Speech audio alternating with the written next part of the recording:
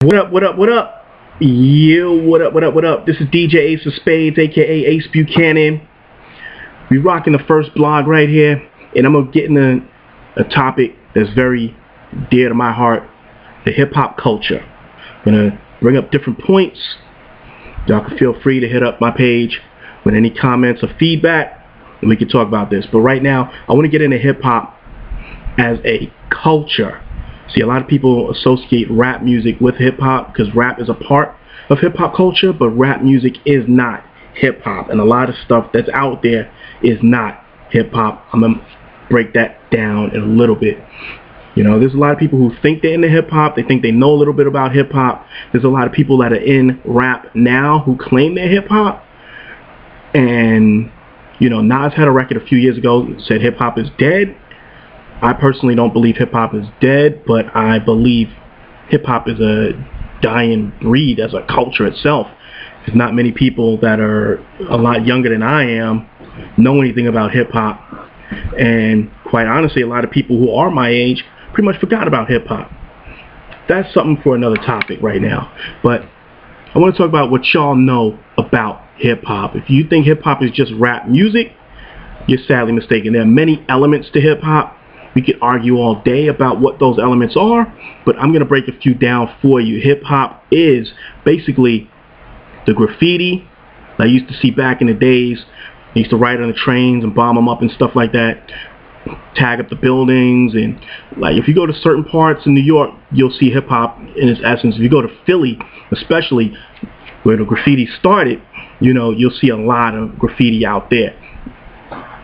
Graffiti is dope.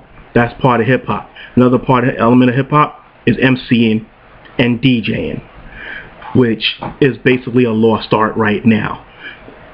I mean, there's many DJs out there. I wouldn't call them real DJs though, because they don't know a damn thing about DJing. That's a topic for another post, which I'm going to get into later.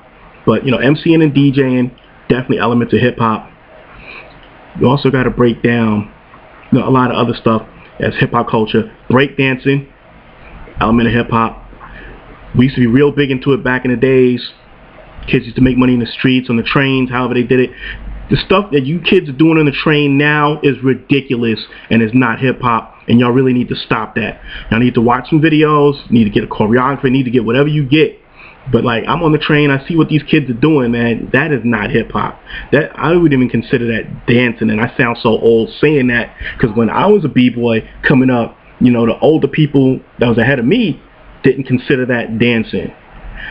And the stuff y'all doing now, y'all make me sound so old, but it's really not dancing. Y'all should be ashamed of yourselves for what y'all are doing on the train, man. For real. So, those are some of the elements of hip-hop. We can argue about the rest of them all day. That's a topic for another post. Alright? I would suggest that anybody who thinks they want to know about hip-hop, or thinks they are hip-hop, thinks you know something about hip-hop, I would suggest, actually I'm telling y'all, you need to watch the movie Beat Street. Out of any hip-hop movie, or movie with hip-hoppers in it, or any urban type flick, Beat Street embodies all of the elements of hip-hop the most. Everything you want to know about hip-hop is in the movie Beat Street. From the breakdancing, the graffiti, the MCing, the DJing, the whole hip-hop culture is in this movie Beat Street, more than any other movie ever associated with hip-hop. More than rapping, more than breaking, more than Crush Groove, more than anything ever associated with hip-hop. Beat Street is the movie you need to see. So if you ever holler at me in the street, you want to build with me on something, I'm going to ask you if you ever saw the movie Beat Street. And if you say you haven't, then we got to hold whatever discussion you're talking about until you go see that. I don't care if you got to check it out on Netflix, or if you got to go to one of those Blockbuster video machines, you know, the vending machines they have in the supermarkets now. Whatever you got to do to see that movie, you need to go see Beat Street. Everything in hip-hop is in that movie. Now I want to talk about MCing for a minute. There's a lot of people rapping that don't know anything about MCing, and that's a shame. We could talk about MCing in length another time, but like MCing, you got to be able to do different things. You got to be diverse. Most MCs are good at one thing over another. For instance, some MCs are really good at freestyling off the top of their head. but they can't write songs. Or some MCs are good at battling, but can't do songs. There's some MCs that are dope at making songs, but freestyling really isn't their strong suit. I believe that if you're going to be an MC, you have to be well-rounded in many things. Maybe not battling so much, because battling is kind of corny, but you know, you got to be able to defend yourself. Somebody's coming at you, you might want to be able to get some bars and, you know, and get at them real quick. Defend yourself. Like, I'm not a boxer, and a lot of people aren't, but if somebody tried to snuff you in the street, you got to know how to defend yourself. It's the same way with MCing. As an MC, if somebody's coming at you, you have to be able to defend yourself. So you have to have some battle skills. You don't have to be a battle rapper, but you got to know how to handle yours if it comes to that. So you got to know how to do all of that.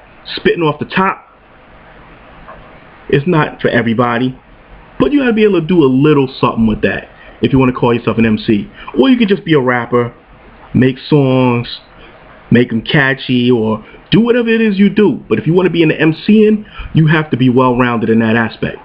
DJing, I'm going to talk about that real quick. Most DJs now, they get themselves a laptop, some type of software, maybe some type of hardware, and consider themselves a DJ.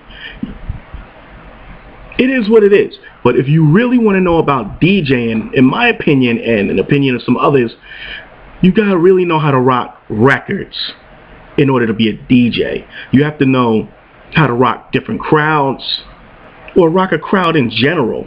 I mean, anybody could put a playlist together, throw an iPod on, and try to rock a party. You have all the joints on there. But to really know about DJing, you really got to learn the craft of it. You can get records almost anywhere.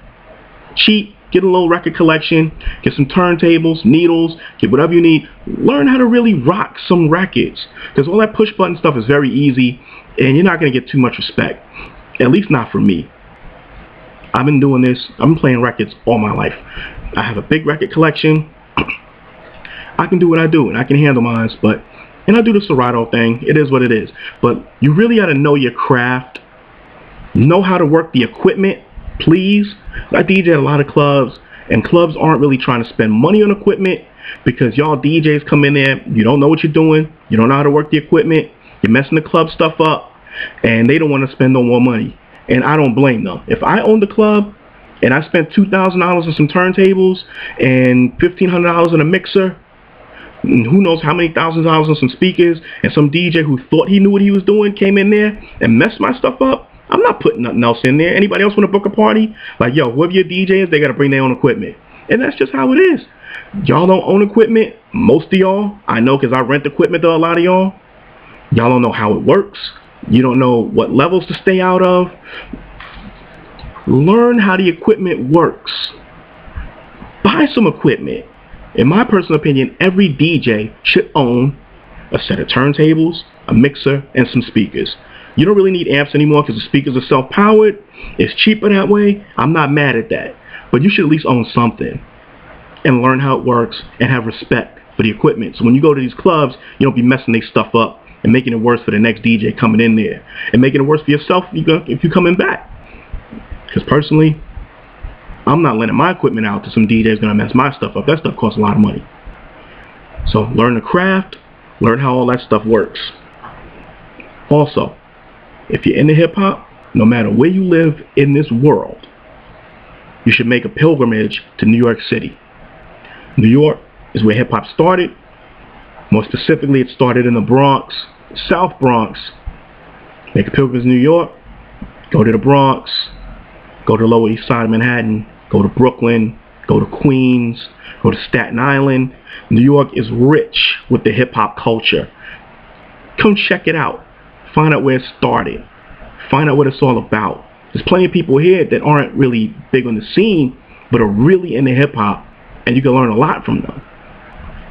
Come through, kick it with some people, get into some ciphers, check out some of the open mics, check out some of the other showcases going on down here, and make it happen.